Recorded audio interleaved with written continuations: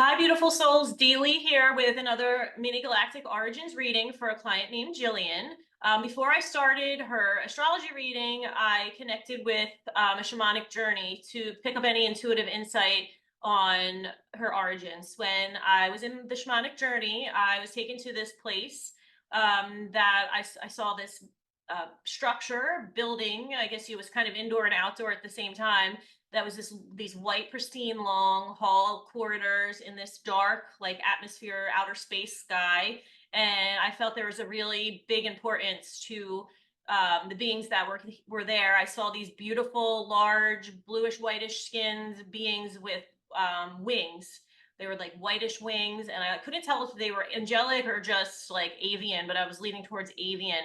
um, and then I was able to tune into her as one of these beings manipulating light in her hands, and just like creating and manipulating light, like, and you could actually physically see it where she was. And then I tapped in, looked at her galactic chart, and sure enough, I see that she has Pluto in Scorpio, first house, opposite Andromeda. And we know that in a galactic astrology, often your Pluto placement indicates an origin, a past life origins.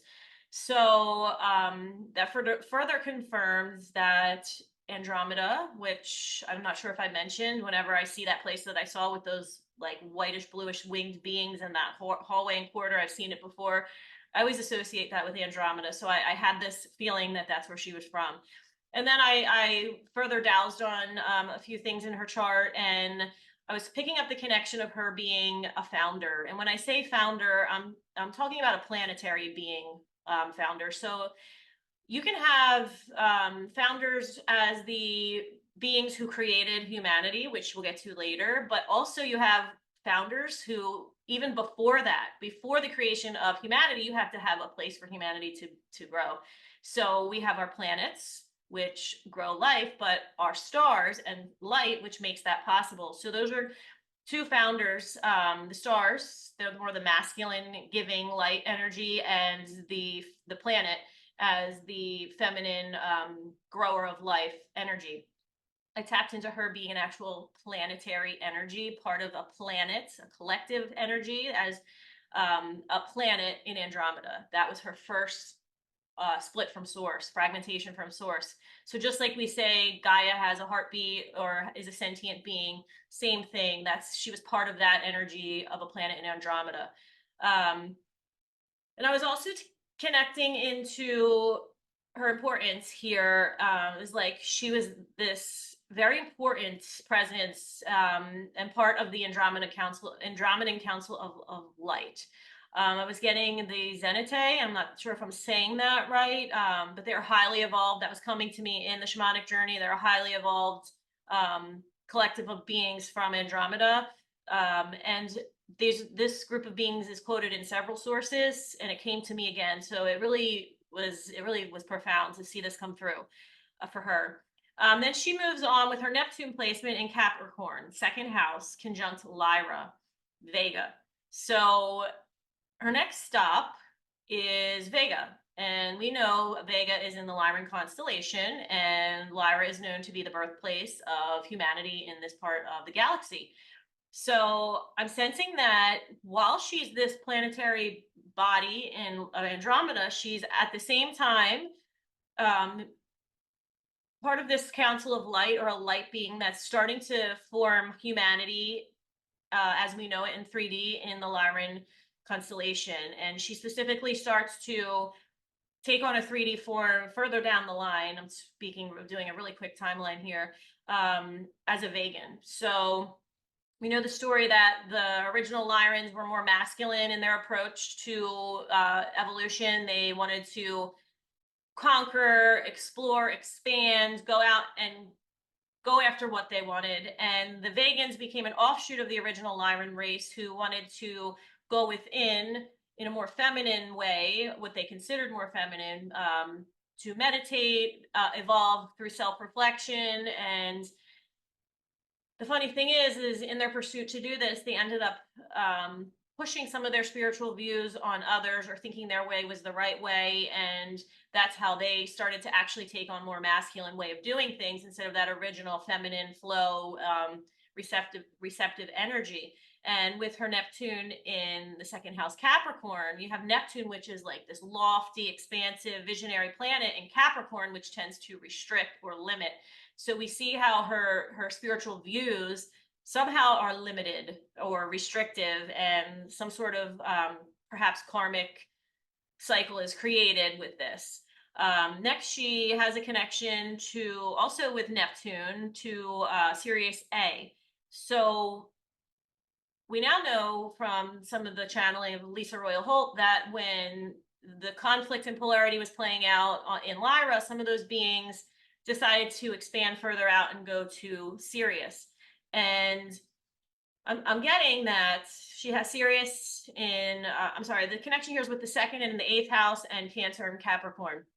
So at the same time, Capricorn, we are still dealing with a mission, something that's like a cross to bear, a burden, not so much a burden, but a weight or a responsibility. And she's in it for the long haul. So something she started long ago, she's going to keep going through with this. But we're also dealing with Cancer because we have Sirius in Cancer. And for some reason, this place feels like home. She has fond memories of being there. She loved it. But there are also some tough circumstances. We're dealing with the second house versus the eighth. So we have loss and destruction. I'm getting that she was part of the Council of Elders who first arrived in Sirius to set the stage for the influx of Lyrans and Vegans that would be colonizing there. And we had a lot of fighting going on there when they came, and they were still working on that original polarity drama that started long ago. So we know from there that the fighting moves to Orion and then to Earth, but some of the beings chose to incarnate on Orion, others stayed in Sirius, and it is said that on Sirius they created a healing matrix with the Arcturians, and also some of them stayed behind to work, take on physical bodies, but as cetaceans, as highly evolved beings in the ocean. And when I said this to her, she said she knew she had a past life as a whale. She's seen it in her meditations, and she knows that this was her before. So it was really cool to see her tell me that, you know, she's been there before. I'm getting that with her next placement, she has Uranus and Capricorn in the second house, opposite Sirius B. So that confirms the cetacean life, because we know people have said that Sirius B is an aquatic planet or world. And I think that on Sirius B, with this Uranus connection, and Uranus can also bring catastrophic events, we see a takeover. There's a square to Reticulum. So the square can indicate some karma from the beings of Reticulum. We know that some of the beings from Reticulum are coming from that original Zeta lineage where they started to develop their mental bodies at the expense of their spiritual and their emotional bodies, and they became almost like emotionless and robotic. And we can see that some of these beings could have been moving out into the solar system and heading towards Sirius, and there could have been a cataclysmic event that she experienced, and this was no longer a place that was a home for her. And she says she recalls in some of her meditations and her own journeys that she indeed feels that she has experienced like trauma and war and has had flashbacks of these scenes. I also think with her Sirius A connection, she has connections to the mystery schools and the Ascended Masters. This will be important in a minute.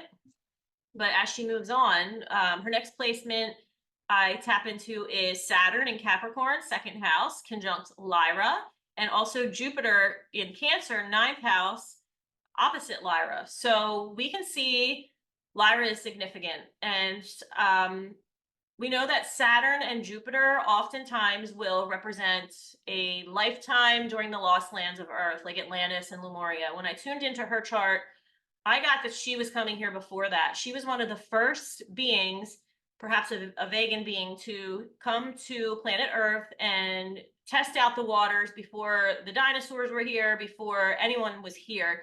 And some of these beings were deciding on a right time to actually try to colonize here, or even if they would do that. And then they were here in and out doing experiments, genetic experiments, messing with like primitive Earth reptiles and primate DNA and incorporating it with their own. And they kind of were known to create, some say they created their own different races that have further moved on to other planets out in the galaxy. But what I'm getting here with Saturn is a karmic connection during the time of specifically Atlantis, especially when I tap into her nodes with Leo in the South Node. Also, Leo in the South Node, which I'll get to more in a minute, is a lot about being someone really important in a past life. Others saw you as a leader. You're almost worshipped as a god or a goddess. And we know that a lot of people say when primitive humans were evolving, a lot of extraterrestrials were coming, and the Lyrans and the Vegans were some of those beings, were coming and either tinkering genetically or over parenting Earth humans, over helping, creating a little bit of a codependent relationship, which I was sensing for her, but also we're starting to be worshipped by the primitive Earth humans as gods or goddesses. And she tells me, even in her own meditations, she's very intuitive. She has seen herself on Earth eons ago as being worshipped overly. Like, she had a connection to Cleopatra, she thinks, but I even think it's before that. She was actually considered a god or a goddess, but she was really just an extraterrestrial being who was highly evolved compared to the Earth humans at the time. So when some of these beings left Earth, the Earth humans were shattered. They felt lost, like their gods had left them. So that created a bit of karma, not only for tinkering with their evolution, but also that codependent relationship. So Ernest, she has more connections there than moving on to Mars and Andromeda. It just confirms again how much importance we can see coming from the Andromedan constellation. Now she moves on to Venus and Gemini, eighth house, conjunct Orion, but we're looking at the Orion Nebula, Analtac, Mintaka, Analum. I'm not sure if I'm saying these right, but anyway, we see a lot of the high vibe places in Orion, perhaps part of the Council of Five. In terms of the storyline and timing, this could mean that with her connection to the Ascended Masters from Sirius A, that she's even responsible for helping with the evolution and ascension of Orion. When the Christed consciousness came to Orion, the Orion Christ, as channeled through Lisa Royal Holt, comes to Orion and actually shifts the warring civilization into ascension. So I'm getting a strong connection there with her through Orion and Venus. One more really cool thing that I forgot to mention, when I tuned into her chart, her original Andromedan connection via Pluto with the Scorpio and Taurus axis, I kept thinking about Taurus as accumulating and Scorpio as the energy of eliminating. And I was seeing her almost as this energy that just wipes things out where it's needed, and this clearing and then this like rebuilding. And I just felt like for her it showed up in a couple ways. One, in her current life, she is always transforming. I mean, she has Pluto in the first house. She's a Scorpio rising.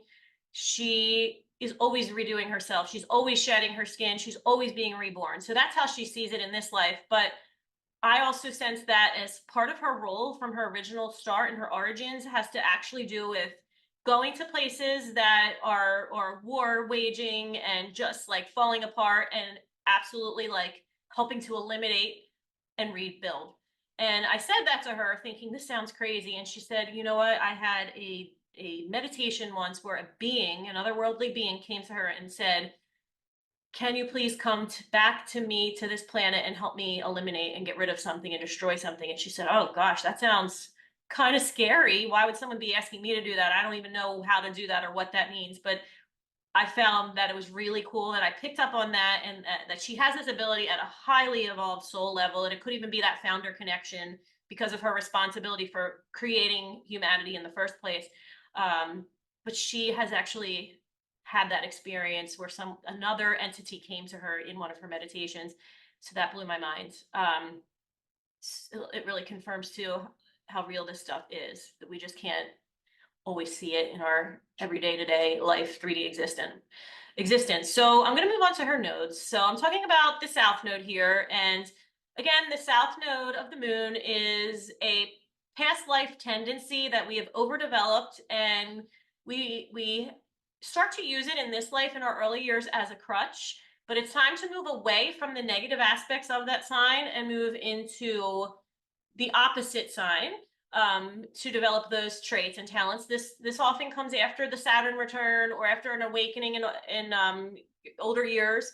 So her south node of the moon is in Leo. So this can be taken really literally as someone who was royalty or born into privilege and status.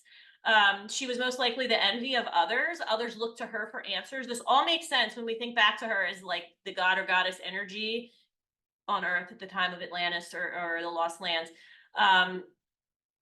Others depended on her as some sort of leader, and she was always in the spotlight. But because of that, she had an image to upkeep. She couldn't really do what she wanted to do at a soul level. This became stifling to her because she was viewed by everyone else. She had to act a certain way, and others depended on her. She had to appear perfect. So in this life, that can often show up somehow as feeling so important in your family of origin. And she reports being an only child, and that is exactly how she felt. So in the ninth house, the south node is in the ninth house. The ninth house is about higher ideals, expansive truths, wisdoms. It could be about travel, education. But for her, I'm tapping into more of the spiritual guru part of it. And we know that's how she was viewed during the time of Atlantis. And it makes sense with her Vegan lineage, and the whole story unfolds. It's just amazing. So we're talking about the ninth house as being too restrictive or something that she wants to move away from in a certain aspect of that house. So moving away from, her view or her spiritual vision as being the right way or the only way. Again, tapping back to that Vegan lineage of, going inward is the only right way. Planets conjunct the south node. She has Mercury. So just like the Vegans and the Zetas overdeveloped their mental body, the Mercury conjunct the south node can indicate this as well. An overdeveloped mental body at the expense of the spiritual body and the emotional body, which she also says in this life, she loves to read, she loves to write. She could go on endlessly in these, with these mental activities, but she starts feeling like there's something else I'm supposed to be doing. So that's where we know the north node will come in later. The planetary ruler of the south node is the sun in the ninth house of Cancer. We already talked about the ninth house, but now we're going to bring in the aspect of Cancer. Cancer is saying that somehow there was a bond for her in a past life that was too strong and she couldn't break free of this family of origin bond, or it was the, spiritual family or your national family. You were confined by this close-knit way of how you had to do things. And we can think of like her even being from like a hive mind collective where everybody had to operate the same way and there was a lacking of individuality. We also have Mars squaring the south node.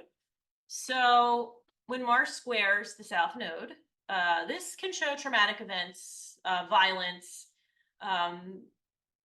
victim of war. We already have talked about this with her other placements, and she confirms it as well. And then we move on to her north node. So what is she trying to grow into in this life? The north node feels uncomfortable, but you have to do it. She knows she has to become more like an Aquarius, at least the higher aspects of Aquarius. She wants true freedom. She wants her soul's highest truth and expression. She wants to shine for being true to herself. So we're taking that Leo aspect of shining, but not shining through someone else's confines or anything like that. So she doesn't want to fall back into any ego traps. As soon as she starts saying, I need to be recognized, I need to feel like I'm getting more likes on social media or whatever I'm growing in life is about me and not about her mission or the collective goal that she's trying to achieve, she knows she's falling back into the ego trap of the Leo south node, and she's supposed to move more into that Aquarius, humanitarian, objective thinking, putting others first kind of energy. The planetary ruler of the north node is Saturn in the third house Capricorn. when we talk about, oh, I'm sorry. Whoops. I skipped the house placement of the North Node, which is the third house. So she's supposed to develop new and changing versions of the truth all the time. Not the one and only, not the highest one way of ninth house like truth. It is supposed to be a child like energy, always being born and discovering again and again and again, always learning and expanding that way through regular everyday experiences, like even through, you know, connections with her significant other and who's very different than her, learning to use that as a learning experience through her spiritual growth. So now we move on to Saturn in the third house. Capricorn, we already talked about the third house, but now we're going to talk about the energy of Capricorn here. And this is the energy of the elder when we're talking about the North Node, the one who teaches others, the one who has suffered and is coming out stronger because of it. This is someone who learns to love solitude. You come from that Cancer rulership of the South Node, where you're surrounded by family and your clan, to this wanting to be on your own and appreciating that. And also the energy of being self-made, working hard for yourself to become someone and not being born into it. Like Leo comes shining in, born into this like family that's royalty or highly evolved, whatever you want to say. Now that's not where she's coming from. She is going to make it for herself and make something that is significant to her in her life. I think that just about wraps up this reading. If you would like to find out more information about booking a Galactic Origins reading with me, you can go to www.dlkevolve.com. Thank you for listening. Bye-bye.